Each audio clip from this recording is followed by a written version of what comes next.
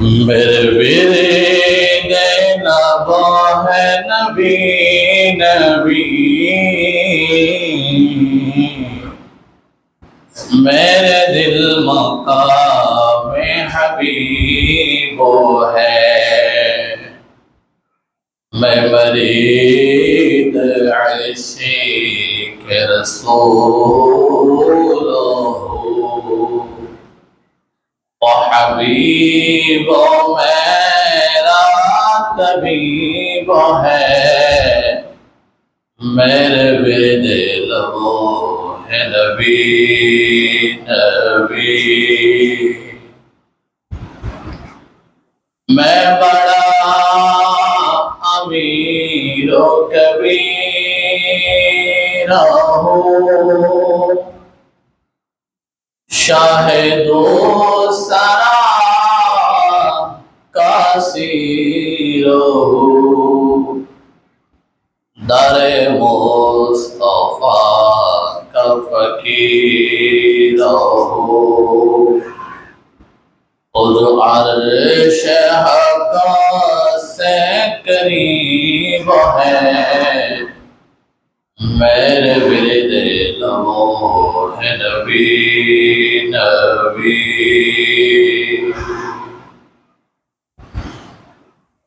अल्हम्दुलिल्लाह, আল্লাহ পাক রব্বুল আলামিনের দরবারে লক্ষ কোটি কৃতজ্ঞতা আদায় করছি যে আল্লাহ দয়া করে মায়া করে মেহেরবানি করে আমাদেরকে সুস্থ শরীর নিয়ে আল্লাহর ঘরে এসে রাসূলুল্লাহ সাল্লাল্লাহু আলাইহি ওয়াসাল্লামের উপর দুরূদ শরীফ পড়ার জন্য তৌফিক দান করেছেন। আমরা সকলে জবান করে বলি আলহামদুলিল্লাহ। লক্ষ কোটি দুরূদ সালাত ও সালাম আদায় করছি দো জাহানের বাদশা নবী সরকার মুস্তাফা সৈয়দুল মুরসালিন রাহমাতাল লিল আলামিনের কদম মুবারকে। আল্লাহ সুবহানাহু ওয়া তাআলা তার উম্মত বানিয়ে আমাদেরকে পাঠালেন। আমরা সেই নবীর কদম মুবারকে দুরূদ শরীফ আদায় করি, সকলে বলি সাল্লাল্লাহু আলাইহি ওয়াসাল্লাম। সম্মানীয় মুসল্লিনে কেরাম, আজ ঐতিহ্যবাহী শেখ বাহাউল্লাহ শাহে জামে মসজিদের খুতবার শিরোনাম হচ্ছে একজন ইমানদারের গুণাবলী। আমাদের অনেক পরিচয় আছে, যে পরিচয়টা আমরা আজকে মুখ খুলিয়ে দিই, কালকে ওই পরিচয়টা মুখে নিই না।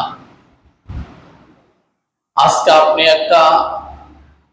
আপনার একটা পদ আছে, আপনার একটা পরিচিত আছে, কিন্তু কোনো কারণে কালকে সেই পরিচয়টা আপনার জন্য আযাবের কারণ হয়ে দাঁড়ায়। তো আল্লাহ সুবহানাহু ওয়া তাআলা ঈমানদারের কিছু পরিচিতি দিয়েছেন। ওই পরিচিতিগুলো যদি একজন ঈমানদারের কাছে থাকে, একজন ঈমানদারের যদি 40, 50, 60 বছর হায়াত থাকে, ওই হায়াতের মধ্যে ঈমানদার কখনো অভাবের মধ্যে, দুঃখের মধ্যে, হতাশার মধ্যে, দুশ্চিন্তার মধ্যে পড়বে না। তাহলে আমরা ঈমানদারের বৈশিষ্ট্যগুলো কি বৈশিষ্ট্য, যেগুলো স্থায়ী পরিচয়, আজকেও দিতে পারবেন, 5 বছর পরে দিতে পারবেন, 20 বছর পরেও দিতে পারবেন, আবার আপনার হায়াত যখন শেষ হবে আপনি কবরেও দিতে পারবেন। হাশরের ময়দানে যখন আল্লাহ আপনাকে ডাক দিবে, সেই মুহূর্তে আপনি এই পরিচয়গুলো দিতে পারবেন। এইভাবে আল্লাহ সুবহানাহু ওয়া তাআলা আপনার আমার কিছু পরিচিতির কথা বলেছেন। তো পরিচিতির কথা আমি কোরআন কারিমে দেখতে গিয়ে, কোরআন কারিমকে আমি তাফসীরগুলো সামনে রাখতে গিয়ে দেখলাম এইরকম 133টা আয়াত শুধু ঈমানদারের পরিচয়ের উপর বলেছেন। একটা হচ্ছে التائبون العابدون الحامدون السائحون الراكعون الساجدون الآمرون بالمعروف والناهون عن المنكر والحافظون لحدود الله وبشر المؤمنين সকলে জবান খুলে বলি আল্লাহু আকবার। এই আয়াতের মধ্যে ঈমানদারের 10টা বৈশিষ্ট্যের কথা বলেছে, যে বৈশিষ্ট্যগুলো আপনার কাছে থাকলে এক মুহূর্তের জন্য আপনাকে মানুষের চোখের অন্তরালে হতে হবে না। 2 নম্বর 18 পারার সূরা মুমিনুনের প্রথম 10টা আয়াতে আর 10টা বৈশিষ্ট্যের কথা বলেছেন।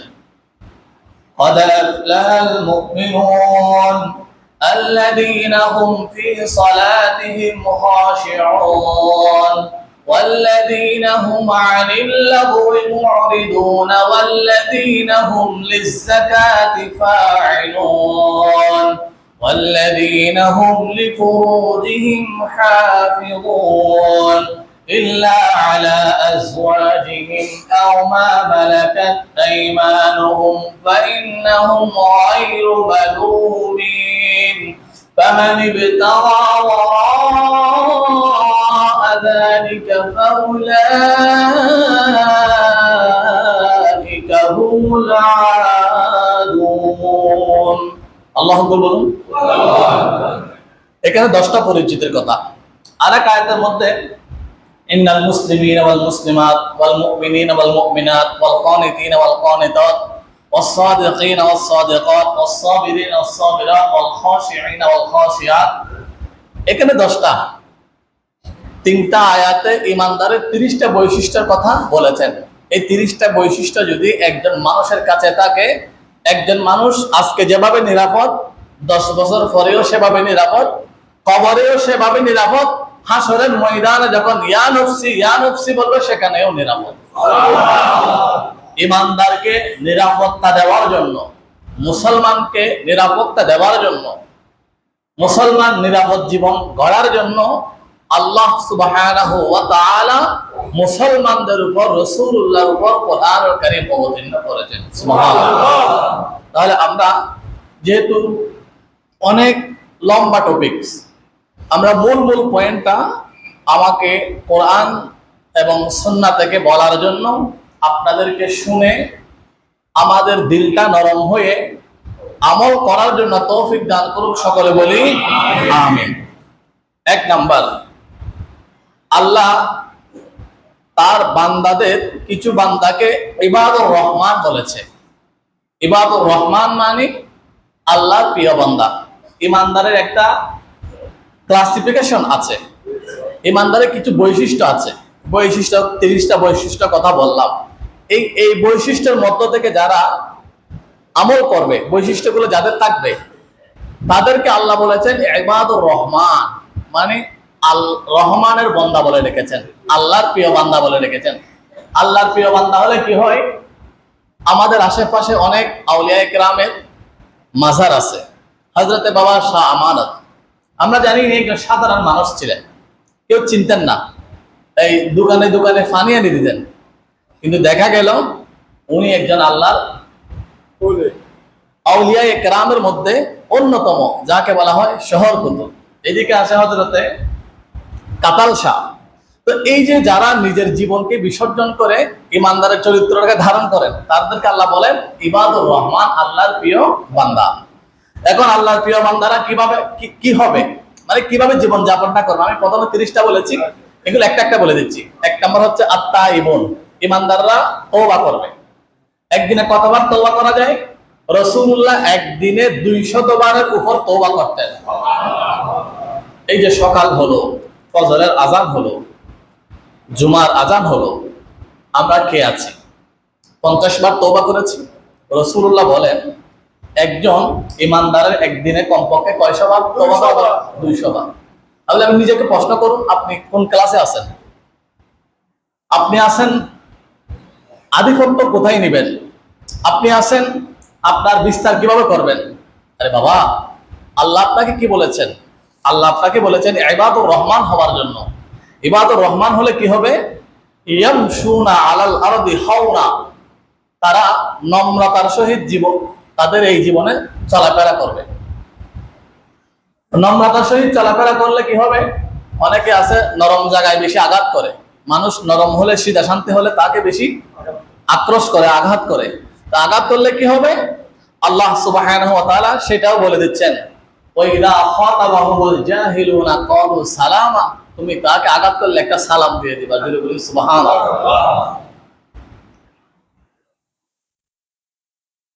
তাহলে ইমানদারের এক নাম্বার চরিত্র হচ্ছে তারা নম্রতার সহিত চলবে, ভদ্রতার সহিত চলবে। এরপরে বৈশিষ্ট্য আল্লাহ কি বলেছেন? আত-তাইবুন আল আবিদুন, তারা ইবাদত করবে। ইবাদত কিভাবে করবে? একজন ইমানদারের উপর কি কি ফরজ, কি কি ওয়াজিব, এগুলো তারা পালন করবে। 5 ওয়াক্ত নামাজ ফরজ, অন্যের হক না খাওয়া, অন্যায়ভাবে কাউকে আঘাত না করা, প্রতিশোধ না নেওয়া, এগুলো ইমানদারের চরিত্র, এগুলো ইমানদারের উপর ফরজ বিধান। এগুলো আপনি কতটুকু পালন করছেন? 3 নাম্বার আল আবিদুন আত-তাইবুন আল আবিদুন আস-সালিহুন, আপনি সালিহিন বান্দা। মানুষ 2 রকম হয়, একটা হচ্ছে নেককার আর একটা হচ্ছে বদকার। একটা সত্য কথা দিয়ে দিন শুরু করে, আর একজন মিথ্যা কথা দিয়ে দিন শুরু করে। একজন মানুষকে ক্ষমা করে দেয়, আর একজন মানুষকে প্রতিশোধ নেয়। একজন আধিপত্য বিস্তার করে, আর একজন নিজেকে মাওলার সাথে সম্পর্ক করে। একজন বলে না, এটা আমার আধিপত্য, আমার ক্ষমতা এখনই প্রয়োগ করার সময়, এটা বলে। আরেকজন বলে না, এখনই আমি আমার রবের সাথে কথা বলার সময়। কেউ রবের সাথে সম্পর্ক করে, আর কেউ আধিপত্য করে। এই যে আপনি কি করবেন, ইমানদার বান্দা হলে, আল্লাহর প্রিয় বান্দা হলে আপনি কি করবেন, সেটা আল্লাহ সুবহানাহু ওয়া তাআলা আপনাকে আমাকে বলে দিচ্ছেন। জোরে বলি সুবহানাল্লাহ। তাহলে আমরা বেশি ব্যাখ্যা করছি না। এরপরে রাসূলুল্লাহ বলতেন, রাসূলুল্লাহ কিন্তু উনি রাহমাতুল লিল আলামিন, উনি ইশারা করলে চাঁদ 2 টুকরো হয়ে যেত, উনি ইশারা করলে পাহাড় শূন্য হয়ে যেত, উনি ইশারা করলে মরা মানুষ জীবিত হয়ে যেত।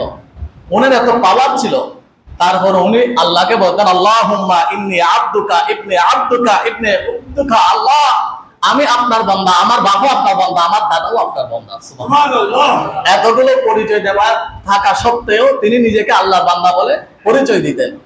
সে আল্লাহর বান্দা হওয়ার জন্য ইনি আমাদেরকে শিখিয়েছেন কি? আল্লাহুম্মা জাআলনি সবুরা, আল্লাহ আমাকে ধৈর্যশীল বানাও। আপনাকে কেউ জুলুম করছে, আপনি বলবেন আল্লাহ আল্লাহুম্মা জাআলনি সবুরা, আল্লাহ আমাকে ধৈর্যশীল বানাও।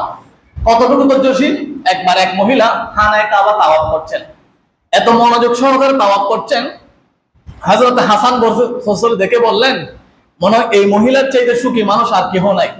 হাসান বসরি এই কথা বলার পরে ওই মহিলা শুনে ফেললেন, বলেন, এই হাসান বসরি, এটা তাফসিরে দুররে মানসুরের মধ্যে আসছে, আপনি আমাকে সুখী মানুষ বললেন? আপনারা যারা আল্লাহর ঘর তাওয়াফ করেছেন তারা দেখেছেন একজন ইমানদার কিভাবে মনোযোগ দিয়ে তাওয়াফ করে। কারণ আল্লাহর 120টা রহমত নাজিল হয় কোথায়? খানায়ে কাবার মধ্যে। এগুলো যেন আপনি দেখতে পাচ্ছেন চোখে, মানে মানুষ কিভাবে তাওয়াফ করে। তো হাসান বসরি বলেন, হ্যাঁ আপনি মনে হয় সবচেয়ে সুখী মানুষ। ওই মহিলা বলেন, না, আমার 2টা সন্তান ছিল, আমার স্বামী ছাগল কুরবানি দিছে, ওইটা আমার 2 সন্তান দেখেছে। ওই দেখার পরে আমার সন্তানগুলো বলে, এ ভাই, আমার বাবা ওই যে ছাগলটা জবাই করেছে, চলো আমরা একজন সেভাবে জবাই করি। ছোট ছোট বাচ্চা, তো একজন আরেকজনকে জবাই করে দিল। এখন জবাই করে দেওয়ার পরে ছোট ভাইটা মারা গেল। এখন বড় ভাই ভাবলো, কিরে, আমার বড় ভাই তো মারা গেল, আমার মা আমাকে রাখবে না, আমাকে মারবে। এই জন্য বড় ভাই কি করলো, লুকাতে গেল। লুকাতে গিয়ে উনি গাছের উপর উঠলো, গাছ থেকে পরে ওই সন্তানও মারা গেল, 2 সন্তান মারা গেল। তারপর তার স্বামী ছাগল জবাই করে গেল আরেকটা ঘরের জন্য কিছু আনার জন্য, যাওয়ার পথে ওই স্বামীটাও মারা গেল। বলে, আমি স্বামীও হারালাম, 2 সন্তানও হারালাম। এই যে সব হারিয়ে আমি আল্লাহর ঘরে আল্লাহর সাথে একটু সম্পর্ক করার জন্য আসলাম, আল্লাহকে ডাকার জন্য আসলাম। আল্লাহ, আর আপনি বলছেন আপনি সবচেয়ে সুখী মানুষ। তখন এই কোরআনুল কারীমের আপনি এই সবুরা, এই যে সবুর, ধৈর্যশীলের ব্যাখ্যার মধ্যে, তাফসীরের মধ্যে এই হাদিস শরীফটা উনি কোট করেছেন আল্লামা জালালউদ্দিন সুয়ুতী রাহমাতুল্লাহি তাআলা আলাইহি।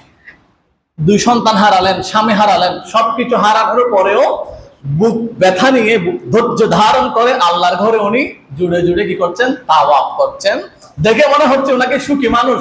উনি বলেন, না, আমাকে দেখে সুখী মনে হচ্ছে, আমার মুখের ভিতরে স্বামী হারার বেদনা, সন্তান হারার বেদনা, সবকিছু চেপে রেখে আমি আল্লাহকে পাওয়ার জন্য, আল্লাহর কাছে যাওয়ার জন্য, আল্লাহকে খুশি করার জন্য আমি আল্লাহর ঘরে এসে তাওয়াফ করছি। জুড়ে বলি সুবহানাল্লাহ।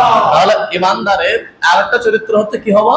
ধৈর্যশীল হওয়া। এজন্য আল্লাহর রাসূল বলতেন, আল্লাহুম্মা জাআলনি সবুরা ওয়া জাআলনি শাকুরা ওয়া জাআলনি ফি আইনিন নাসি সগীরা ওয়া ফি আইনিন নাসি কাবীরা। আল্লাহ, আমাকে ধৈর্যশীল বানান, আমাকে কৃতজ্ঞতা বান্দা বানান, মানুষের চোখে আমাকে বড় বানান, আর নিজের চোখে নিজেকে কি বানান? ছোট বানান। আমরা এখন নিজে নিজে বড় হয়ে যাই। মানুষ আমাকে কি বলছে এটা আমরা ফলো করি না, নিজেকে নিজে বড় হয়ে যায়। মনে রাখবেন, আপনি কখন ধ্বংস হবেন, আপনার মেয়াদ শেষ, আপনি কখন বুঝবেন? যখন আপনার মধ্যে অহংকার চলে আসবে। অহংকার যেই দিন আপনার ভিতরে চলে আসবে, এই দিন মনে করবেন আমার ব্যবসা শেষ, আমার রাজনীতি শেষ, আমার অর্থনীতি শেষ, আমার ক্ষমতা শেষ। কখন মনে করবেন এটা? যখন আপনার মধ্যে কি আসবে? অহংকার আসবে। যখন আপনার মধ্যে বিনয় আসবে, তখন মনে করবেন আপনার উত্থান শুরু। বিনয় মানে কি? আপনার থাকার জন্য ঘর আছে, চলার জন্য গাড়ি আছে, ব্যাংক ভর্তি টাকা আছে, সবকিছু থাকার পরেও আপনি আপনার আচরণ একজন ফকিরের মতো। আপনি কারোর সাথে দেখা হলে আসসালামু আলাইকুম বলেন, আপনাকে কেউ সালাম দিতে পারে না, আপনি সবার আগে সালাম দেন। আপনাকে কেউ মন্দ বললে আপনি তাকে সেলুট জানান। আপনি আপনার শত্রুকে নিয়ে আপনি আপনার বাসায় দাওয়াত দেন। আপনি আপনার বন্ধুর সাথে যেরকম আচরণ করেন, শত্রুর সাথে সেরকম আচরণ করেন। তাহলে মনে করবেন আপনার উত্থান শুরু।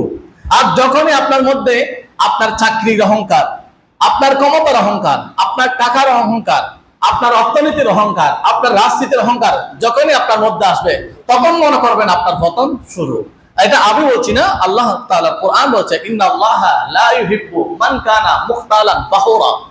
এই জন্য দুনিয়ার মধ্যে সবকিছু আনলেও অন্তরের মধ্যে কখনো কি আনবেন না? অহংকার আনবেন না। যদি অহংকার চলে আসে, আমার 20 তালা আছে, সোজাসুজি শেখ বাহারুল্লাহ মসজিদের কবরস্থানে চলে আসবেন। কিরে, এখানে যে মানুষটা শুয়ে আছে সেটা 30 তালার মালিক ছিল। আপনি গরিবুল্লাহ শাহ মাজারে যাবেন, মাজারের ডান পাশে দেখবেন এখানে কয়েকজন এমপির কবর আছে, কয়েকজন সচিবের কবর আছে, যারা বাংলাদেশের প্রথম শ্রেণীর নাগরিক ছিল। আপনার অহংকার যদি চলে আসে, আপনি জাতীয় কবরস্থানে চলে যাবেন, আপনি মিরপুর কবরস্থানে চলে যাবেন, শহীদ বুদ্ধিজীবী কবরস্থানে যাবেন। শহীদ বুদ্ধিজীবী কবরস্থানে গিয়ে দেখবেন বাংলাদেশ 200 বছর যারা শাসন করেছে তারা মিরপুর শহীদ বুদ্ধিজীবী কবরস্থানে।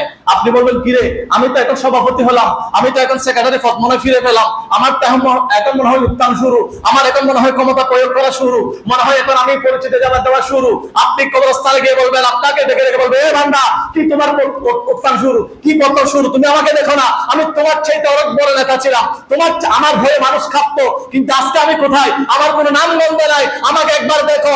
আপনি যখন কবরস্থান দেখবেন, আপনি যখন ওই মানুষটাকে দেখবেন, তখন আপনার অন্তরের মধ্যে আমল পরিবর্তন আসবে, আপনার অন্তর থেকে অহংকার চলে যাবে, বিনয় চলে আসবে। অহংকার বাদ দিয়ে আপনি যখন বিনয়কে আপনার অন্তরে স্থান দিবেন, তখন মনে করবেন আমার আল্লাহ আপনাকে দেখে দেখে বলবেন, হে বান্দা, সম্পদ দিলাম, অর্থ দিলাম, ক্ষমতা দিলাম, এত কিছু দেওয়ার পরেও বিনয়টা বেছে দিলি, বান্দা ইবাদুর রহমান, তুই হচ্ছে আমার প্রিয় বান্দা। এই জন্য জীবনে সবকিছুকে স্থান দিলেও এক বিন্দু পরিমাণ অহংকারকে স্থান দিবেন না। আপনার কিসের যৌবনের অহংকার, কিসের রাজনীতির অহংকার, কিসের অহংকার? অহংকার আসা মানে আপনি কি বংশ, এটা ধরে নেবেন। এটা আপনি হই, আমি হই, আপনার বাবা হই, আপনার দাদা হই, কখনো অহংকার আনবেন না। অন্তরের মধ্যে কি আনবেন? বিনয় আনবেন। বিনয় কিভাবে আসে? আপনি একজন মানুষকে এখান থেকে বের হলে একজন ফকিরকে সালাম দিবেন, আসসালামু আলাইকুম ভাই, কেমন আছেন, সকালে কি খেয়েছেন? একজন ফকিরের এভাবে বুকে নিবেন। যার একটা পা নাই, পরনে ছেঁড়া জামা, ময়লা জামা, তাকে বুকে দিবেন, ভাই সকালে কি খেয়েছিস? ওই ফকির চোখের পানি ছেড়ে দিবে, আপনি নামাজ পড়েছেন, আমাকে বুকে নিচ্ছেন। এটা হচ্ছে বিনয়। আপনার অনেক সম্পদ আছে, আপনি গাড়ি করে চলাফেরা করেন, যে মানুষটা জীবনে গাড়িতে চড়তে পারে না, আপনার এলাকার মানুষ জীবনে কখনো প্রাইভেট কারে চড়ে নাই, তাকে একদিন প্রাইভেট কারে করে নিয়ে আপনি 5 স্টার হোটেলে নিয়ে নাস্তা করাবেন। ওই মানুষটাকে আপনার সামনে সিটে বসাবেন, আপনার আত্মীয়, তার গাড়ি কেনার সামর্থ্য নাই, তাকে একদিন আপনি ওই গাড়িতে করে নিয়ে গিয়ে দোকানে আপনার নাস্তা করাবেন, আপনার বাসায় নিয়ে যাবেন, দামি সোফায় দামি সিটে তাকে বসাবেন, ওই মানুষটা বলবে হাই এটা কি? ওই মানুষটা যখন কেঁদে যাবে, তখন আল্লাহর দরবারে ওই অন্তর কানাটা পৌঁছে যাবে। আমি অনেক ধন্য এবং আপনাদের প্রতি কৃতজ্ঞ। আপনারা কি জানেন, আপনারা হয়তো আমাকে দেখছেন, আমি আপনাদেরকে দেখছি। এখানে কত ক্যাটাগরির মানুষ আছে সেটা আমি জানি। এখানে রাত 3টার সময় আমাকে কল দেয়, তাহাজ্জুদের নামাজের সময়, তখন আমার চোখ বেয়ে পানি পড়ে। আমি এমন একটা মসজিদে নামাজ পড়াই যে মসজিদের মুসল্লিরা রাত 3টার সময় তাহাজ্জুদের মুসাল্লায় থাকে। আপনারা হয়তো অনেকে আছেন আধিপত্য নিয়ে, অনেক আছেন এইখানেই মনে হয় সময় আমার ক্ষমতা প্রয়োগ করা। আপনি মনে করছেন এটা না, এখনই সময় আপনার কবরের জন্য প্রস্তুতি নেওয়া। আমাকে একজন বাবা, আমাকে আপনারা অনেক সময় হা দিয়ে দেন, এটা আমি কখনো হা দিয়ে, আল্লাহ তো আমার রিজিক দিয়েছেন, আমাকে যখন বানিয়েছেন তখন রিজিক দিয়েছেন। একজন মানুষ আমাকে, আপনাদের এই মসজিদ কমিটির মানুষ, একদিন 5,000 টাকা দিয়েছেন। 5,000 টাকা দিয়ে বলো হুজুর আপনি সবার সামনে আমার জন্য দোয়া করবেন না, আপনি আমার জন্য মনে মনে দোয়াটা করবেন। তখন আমি নিজেকে আর সামলাতে পারলাম না। মানুষ 2 টাকা দিয়ে অহংকার করে ভরে যায়, আর আমাকে এই মানুষটা 5,000 টাকা দিয়ে বলেন আমার কখনো নাম নেবেন না, আপনি মনে মনে দোয়া করবেন। এরা হচ্ছে ইবাদুর রহমান। এই সভাপতি সেক্রেটারি এগুলোর ক্ষমতা প্রয়োগ করার আগে আপনি ইবাদুর রহমান হন, দুনিয়া আপনার কদমে লুটে পড়বে। আর আপনি ইবাদুর রহমান কিভাবে হবেন? 1 নম্বরে অহংকারকে ছাড়তে হবে। এভাবে তো আসলে আমার এখানে সামনে, আমি আজকে গত রাত 3টার সময় আমি লিখেছি, তো আসলে যেগুলো আমি যে প্রথম 3টা আয়াত বলেছি, সেখানে ইমানদারের 130টা বৈশিষ্ট্য, এগুলো তো বলা আবেগ দিয়ে বা একটার পর একটা বলা স্কিপ ছাড়া, এগুলো একটু খুব কঠিন হৃদয়ে লাগে এই কথাগুলো বলতে। কারণ এগুলো আমরা কোরআন শরীফ আগে পড়েছি, শুনেছি, কিন্তু এখন দেখলাম আল্লাহ কোরআনে যেটা বলেছেন বাস্তব সেটা। আল্লাহ কোরআনে ফেরআউনের কথা বলেছেন, আল্লাহ কোরআনে নমরুদের কথা বলেছেন, আল্লাহ তাআলা কোরআনে অনেক মানুষের দৃষ্টান্ত দিয়েছেন। আবার আল্লাহ তাআলা কোরআনের মধ্যে আসহাবে কাহাবের কথা বলেছেন। আসহাবে কাহাব তারা আল্লাহর আউলিয়ায়ে কেরাম, আল্লাহর নবীদের কথা বলেছেন, ওলিদের কথা বলেছেন, শহীদদের কথা বলেছেন। এতগুলো কথা বলার পরে আল্লাহ সুবহানাহু ওয়া তাআলা আমাদেরকে যেটা শেখাচ্ছেন, এটা হচ্ছে ফানজুরু কাইফা কানা আকিবাতুল মুকাদ্দিবিন। আমার বান্দারা, আমি আসহাবে কাহাব এরা হচ্ছে আল্লাহর ওলি, আর হযরত জাকারিয়া, ইয়াহইয়া এরা হচ্ছে আল্লাহর নবী, আর ফেরআউন, নমরুদ, সাদ্দাত এরা হচ্ছে কাজ্জাব। সবার উপস্থাপন দিলাম। সবার উপস্থাপন দেওয়ার একটা কারণ, তোমরা বান্দা যাতে তাদের মতো হও। জোরে বলি সুবহানাল্লাহ। আসহাবে কাহাবের মতো হও, তোমরা নমরুদ, সাদ্দাতের মতো হইও না। আপনাদের ডান পাশে যাদের এই দান বাক্সটা আছে, মসজিদের দান বাক্সটা আপনারা চালিয়ে দিন, আর যারা হাদিয়া দিবেন হাদিয়াটা হাতে নিয়ে নিন। আল্লাহুম্মা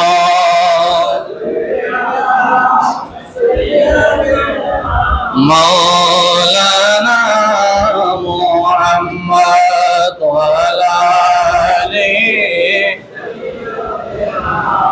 মাওলানা মুহাম্মদ।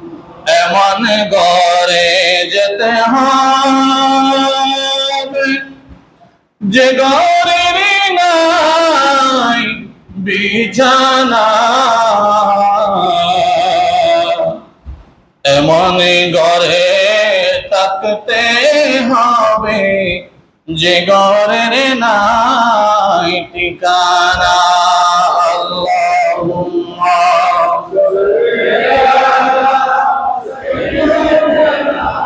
মাওলানা মুহাম্মদ ওয়া আলা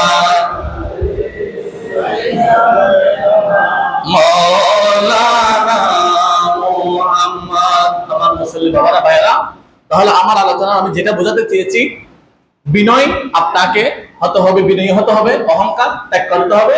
তখন বুঝে নেবেন আপনি আপনার এই আল্লাহর জমিনে আপনি আল্লাহর সর্বশ্রেষ্ঠতম বান্দা। যখন অহংকার আসে আপনি ধরে নেবেন আপনার অধ্যায় শেষ।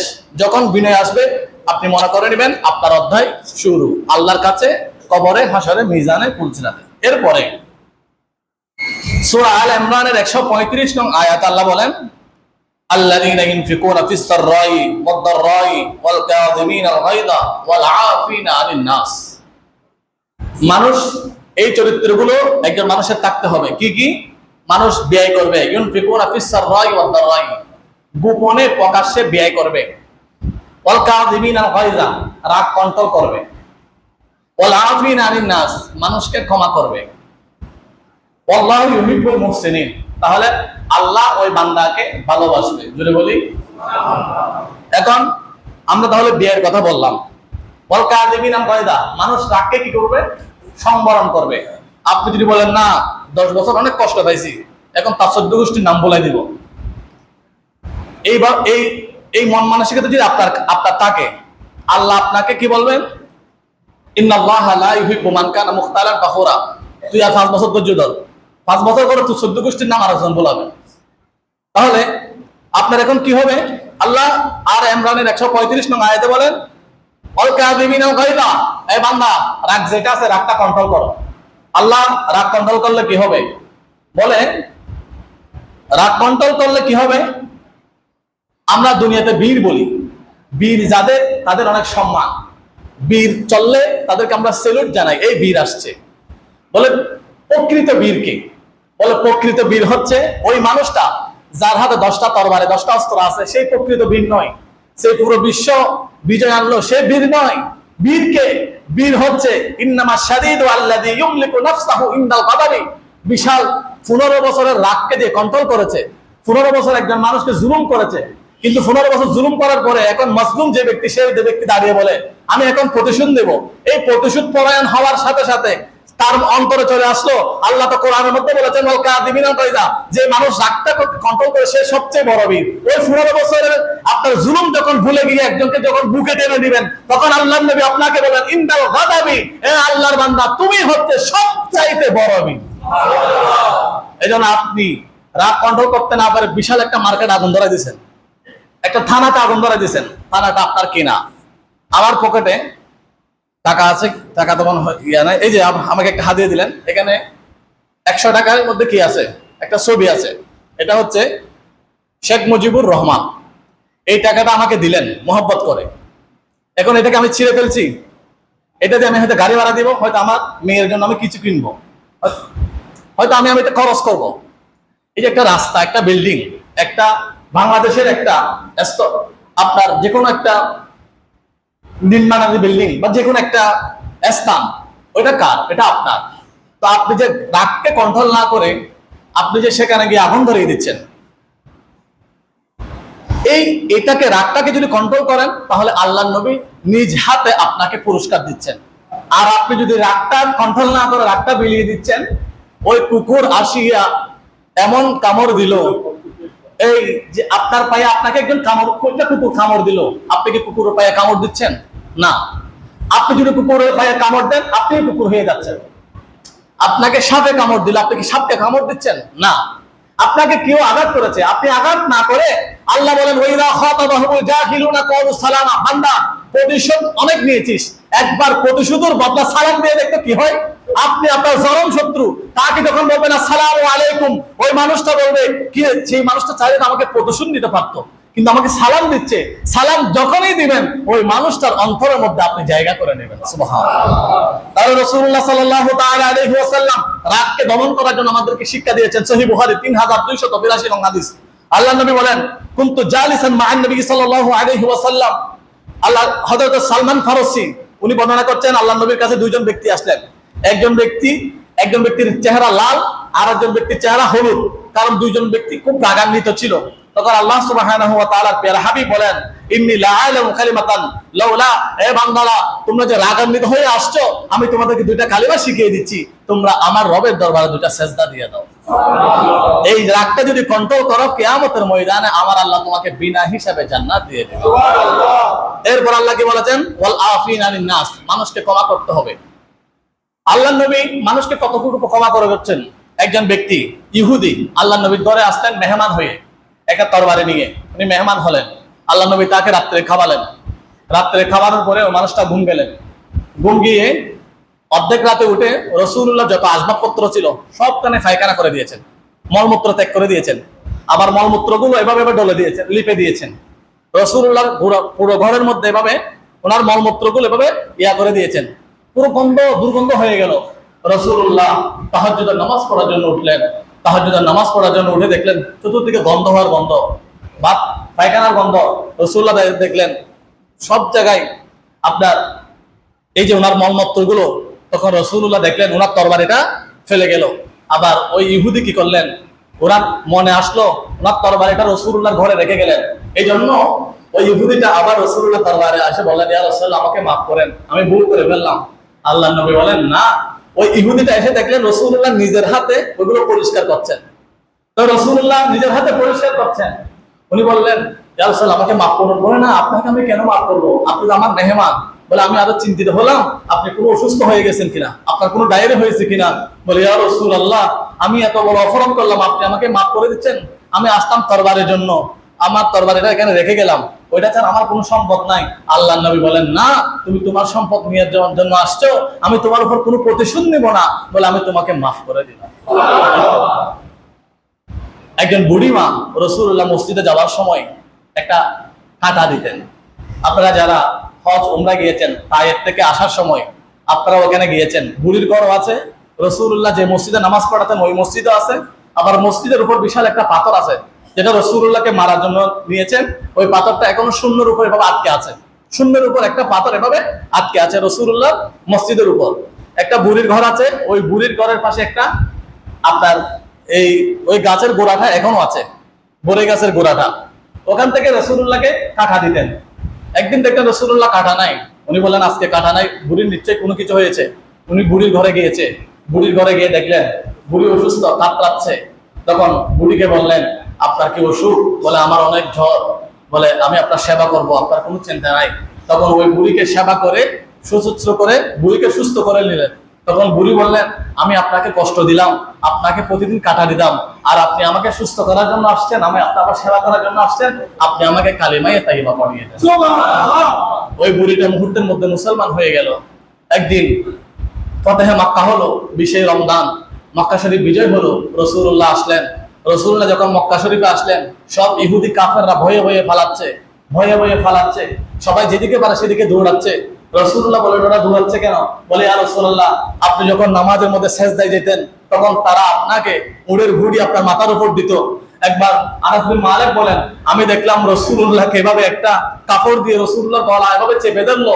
রাসূলুল্লাহর গলার মধ্যে চপ পড়ে গেল, রাসূলুল্লাহর নিঃশ্বাস যায় অবস্থা। আমি যখন ওই কাপড়টা ছিঁড়ে ওই কাফের থেকে নিয়ে ফেললাম, তখন রাসূলুল্লাহ ওই কাফেরের দিকে তাকিয়ে একটা হাসি দিলেন আর বললেন, গফারতু লাকা, আমি তোকে মাফ করে দিলাম। ওই বুড়ি সবাই যখন পালাচ্ছে, একজন বুড়ি বিশাল একটা বস্তা নিয়ে উনি পালাতে চাচ্ছে কিন্তু পালাতে পারছে না। আল্লাহর নবী বুড়ি মায়ের কাছে গেলেন, মা আপনি কোথায় যাচ্ছেন? বলে, বাবা আজকে নাকি এখানে মুহাম্মদ তার দলবল নিয়ে আসছে, আজকে মক্কা বিজয় হলো, এই জন্য সব ইহুদি কাফেররা পালিয়ে যাচ্ছে, মুহাম্মদ নাকি তাদেরকে আঘাত করবে, মারবে, এই জন্য আমি পালাচ্ছি। আল্লাহর নবী বলেন, মা আপনি কোথায় যাবেন, কোথায় গেলে নিরাপদ থাকবেন? বলে, বাবা ওই পাহাড়ের উপর একজন আত্মীয়র বাসা আছে, আমি ওই আত্মীয়র বাসায় যাব, ওখানে গিয়ে আমি একটু আশ্রয় নিব। আল্লাহ নবী বলেন, ঠিক আছে মা, আপনার বোঝাটা আমার উপর দিন, আমি আপনাকে পৌঁছে দেব।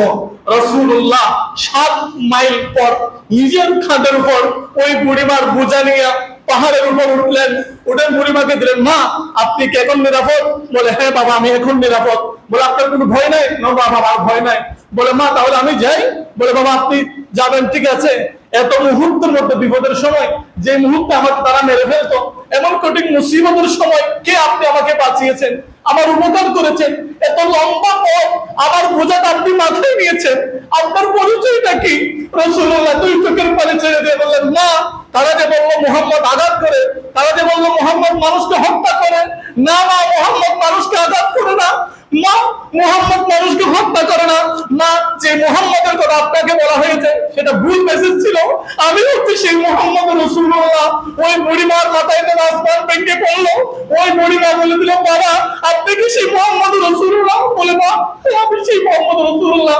বলে, বাবা আপনি যদি সেই মুহাম্মদ রাসূলুল্লাহ হন তাহলে আমাকে আর দেরি করবেন না, আমাকে মাফ করে আমাকে কালিমায়ে তাইয়্যিবা পড়ে দেন। আমরা সেই নবীর উম্মত, যেই নবীর উম্মত আমরা আবু ভাইকে জবে করে দিচ্ছি, আমরা সেই নবীর উম্মত। কিয়ামতের ময়দানে যখন আল্লাহ আপনাকে ডাকবে, আমার বান্দা আমার উম্মত তোমরা আসো, তখন উম্মত হওয়ার জন্য আপনার যে চরিত্রের কথা আল্লাহ বলেছেন আপনি আপনাকে দেখাতে পারবেন।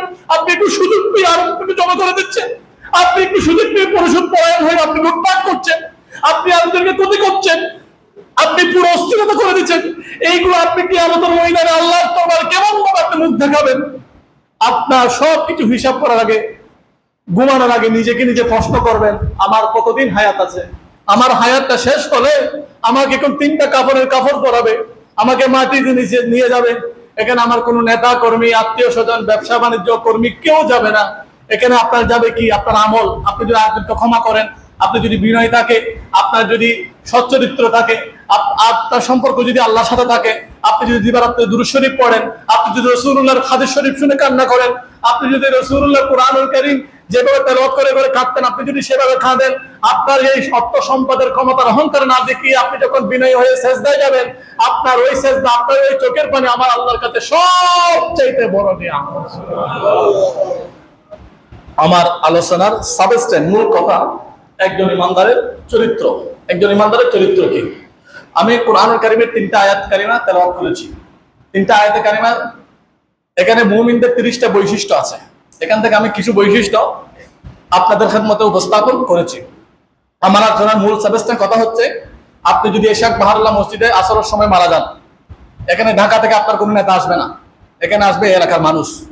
তাই আপনি এই এলাকার মানুষগুলো আপনার সবচেয়ে আপন, যে দলের হোক, যে মতের হোক, আপনি এই মানুষের সাথে সুসম্পর্ক রাখবেন। আত্মীয় সম্পর্ক যে দলের হোক, যে মতের হোক, আপনি তার সাথে সুসম্পর্ক রাখবেন। সে আপনার জানাজা পড়বে। আর আপনার উপর কারো খুব আছে, আপনি তাকে মাফ করে দিবেন। সবচেয়ে বেশি মাফ করতেন আমার নবী। কিয়ামতের ময়দানে কিছু দেখাতে না পারলেও এটা দেখাতে পারবেন, আল্লাহ আমি তাকে মাফ করে দিয়েছি। আর আপনি বলছেন স্বাধীন স্বাধীন স্বাধীন স্বাধীন স্বাধীন কিভাবে হয়? রাসূলুল্লাহ মক্কা বিজয়ের দিন সূরা ফাতিহা পড়েছেন 111 বার। সূরা ফাতিহা এটা 3 পৃষ্ঠা, আপনি কয়বার পড়েছেন? আপনি যে বলছেন আপনি মুসলমান, আপনার টুপি। আমি দেখলাম বাংলাদেশের মধ্যে অনেক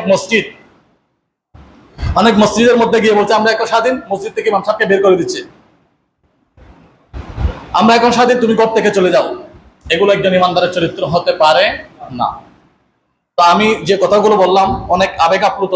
আপনারা জানেন আমাদের বাংলাদেশের মধ্যে একটা অস্থিরতার সময় বিরাজ করছে। এই আমি এগুলো আর কিভাবে বলবো, আমি মূলত আমি প্রত্যেক জুমাতে যদিও বা একটা ধারাবাহিকভাবে বেশি কথা বলি, কিন্তু আজকে আমার কথাটা একটু ব্যতিক্রম ছিল। কারণ আমাদের একটু পরিবর্তন হওয়া দরকার, প্রতিশোধ পরায়ণ না হয়ে মানুষকে ক্ষমা করা দরকার, সমাজে শান্তি দরকার। আপনি যদি ক্ষমা করেন, আল্লাহ আপনাকে ক্ষমা করবেন। মূল কথা হচ্ছে এটা। আল্লাহ আমাকে এবং আপনাদেরকে কথাগুলো আমাকে এবং আপনাকে আমল করার জন্য তৌফিক দান করুন। আমার এই কথাগুলো যদি কোরআনে থাকে, আপনারা আমাকে সেলুট জানাবেন, আমার সাথে সুসম্পর্ক রাখবেন। যদি কোরআন শরীফে না থাকে, আমাকে টেনে হিসেবে নামাই দিবেন। আর যদি আমার কথা যদি আপনার কোরআন সুন্নাহ মোতাবেক, এটা যদি আমি যদি সত্যিকার বলে থাকি, দুনিয়াতে আমাকে কোনো কোনো কিচ্ছু করতে হবে না। শুধু মরলে কবরে যখন যাব, আমি বলবো আল্লাহ অনেক ক্রান্তিলগ্ন সময়ে আমি কোরআন কারীমের সত্য কথাটা বলেছি, আমি ইয়া রাসূলুল্লাহ আপনার হাদিসটা বলেছি, তখন আমি যে বলেছি এটা আপনি সাক্ষ্য দিবেন। এটা হচ্ছে আপনাদের কাছে আমার চাওয়া। আল্লাহ সুবহানাহু ওয়া তাআলা আমাদেরকে আমল করার জন্য তৌফিক দান করুন। আমাদের মসজিদ পরিচালনা পর্ষদের সম্মানিত সেক্রেটারি সাহেব জনাব ইব্রাহিম সাহেবকে আপনাদের সম্মুখে আমি ওনার কিছু মতামত বলার জন্য অনুরোধ করছি।